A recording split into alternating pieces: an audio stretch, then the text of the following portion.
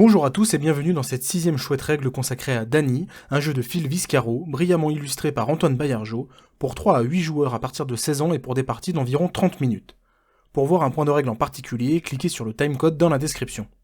Dany est un jeu à rôle caché où chaque joueur incarne une personnalité dans la tête de Dany, soit la personnalité dominante, soit une personnalité secondaire. Le but de la personnalité dominante est de faire taire les autres personnalités en les faisant échouer et sans se faire prendre. Le but des personnalités secondaires est de communiquer correctement pour continuer d'exister. Pour cela, il y a des cartes souvenirs, des cartes idées et des cartes choix. Voyons la mise en place. Prenez 30 cartes souvenirs pour former une pioche, les autres souvenirs ne seront pas utilisés pour la partie. Mélangez les cartes idées pour former une pioche, et faites de même avec les cartes choix. Faites un paquet de personnalités en prenant la carte Dany qui est la personnalité dominante, et en complétant de cartes personnalités secondaires pour que le total soit égal au nombre de joueurs, 5 cartes dans notre exemple. Mélangez ce paquet et distribuez une personnalité à chaque joueur, chacun prend secrètement connaissance de sa personnalité. On détermine un premier joueur qui sera la personnalité active pour le tour, le joueur à sa droite sera la personnalité décisionnaire. Un tour de jeu va se dérouler en plusieurs phases. Préparation. La personnalité active va retourner la première carte du paquet idée et la poser face visible. Ensuite, elle pioche secrètement une carte choix qui lui indique quel mot elle va devoir faire deviner aux autres. Par exemple, elle pioche le 3, elle devra donc faire deviner érotisme. Ensuite, elle pioche secrètement 7 cartes souvenirs. Concentration. La personnalité active va choisir parmi les 7 cartes souvenirs celle qu'elle veut utiliser pour faire deviner le mot.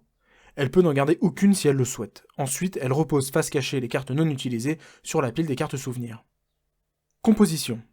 La personnalité active peut disposer et utiliser les cartes comme bon lui semble. Face visible, face cachée, empilée, en château, etc. Mais pendant la composition, elle n'a rien le droit de dire et les autres joueurs non plus.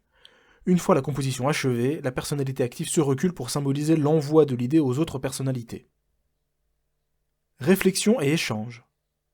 À partir de ce moment-là, les autres personnalités peuvent discuter librement de la composition pour deviner le mot à trouver, mais n'ont pas le droit de communiquer avec la personnalité active, ni de toucher la composition. Toute communication avec la personnalité active entraîne un échec. Décision. Après ce temps de réflexion, il faut décider, et c'est le rôle de la personnalité décisionnaire.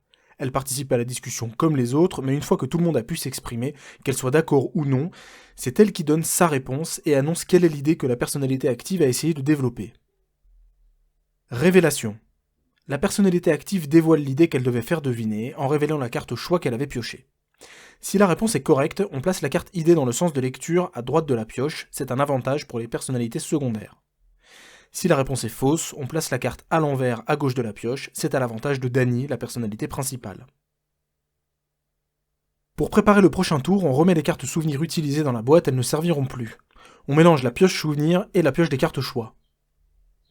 On tourne dans le sens des aiguilles d'une montre, donc la personnalité active devient la personnalité décisionnaire, et son voisin de gauche devient la personnalité active, et on peut démarrer un nouveau tour. La partie prend fin lorsque l'une de ces 3 conditions survient. Il y a 6 bonnes réponses à côté de la pioche, les personnalités secondaires remportent la partie et vivent désormais en paix dans la tête de Dany. Ou alors, soit il y a 3 échecs, soit la pioche de souvenir contient moins de 7 cartes au début d'un tour. Dans ce cas, Dany retrouve sa lucidité et on passe au twist final. Le twist final a lieu lorsqu'il y a 3 échecs ou que la pioche de souvenir contient moins de 7 cartes au début d'un tour. Il va donc falloir trouver Dany. Dans ce cas, toutes les personnalités discutent, argumentent, font preuve de mauvaise foi, puis comptent jusqu'à 3 et désignent du doigt le joueur qu'ils pensent être Dany. La majorité l'emporte et le joueur désigné doit révéler sa carte personnalité. S'il s'agit de la carte Dany, les personnalités secondaires remportent la partie et vivent désormais en paix dans la tête de Dany. En revanche, s'il s'agit d'une carte personnalité secondaire, Dany l'emporte et les personnalités secondaires disparaissent de sa tête. Merci à tous d'avoir suivi cette vidéo, à bientôt pour de nouvelles règles, et d'ici là, passez de chouettes parties.